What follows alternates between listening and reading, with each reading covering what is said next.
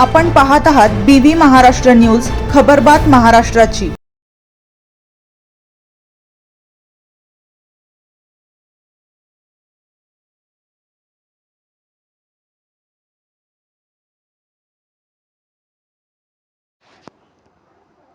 लाच घेणारा तलाठी लाचलुचपत प्रतिबंध विभागाच्या जाळ्यात, महसूल विभागात खळबळ।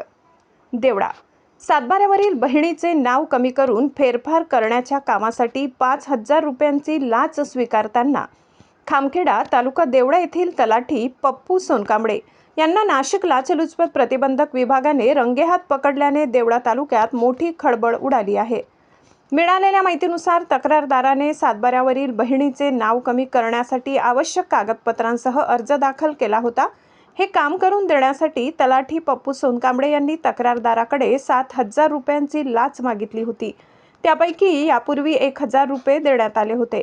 दरम्यान शुक्रवार दिनांक 22 मे रोजी तक्रारदाराकडून देवळा शहरातील वाजगाव रस्त्यावरील रसवंती दुकानावर उर्वरित रकमेपैकी 5,000 रुपये स्वीकारताना नाशिक लाचलुचपत प्रतिबंधक विभागाच्या पथकाने सापळा रचून तलाठी पप्पू सोनकांबळे यांना रंगेहात पकडले। या कारवाईमुळे महसूल विभागात एकच खळबळ उडाली असून तालुक्यात चर्चेला उधाण आले आहे। सध्या संबंधित ठिकाणी पंचनामा सुरू असून आरोपी विरुद्ध गुन्हा दाखल करण्याची प्रक्रिया सुरू आहे। नाशिक लाचलुचपत प्रतिबंधक विभाग पुढील तपास करीत आहे।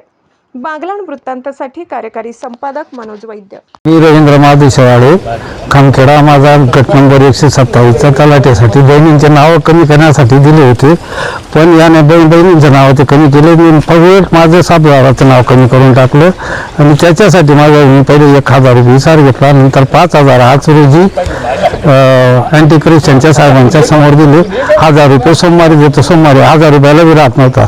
तर इतका म्हणजे मला जो त्रास दिला आणि भरमसाठ त्रास दिला भाऊ, तरी याच्यावर आता CBIच्या साईडचे लोक कारवाई करतील त्यांच्यावर।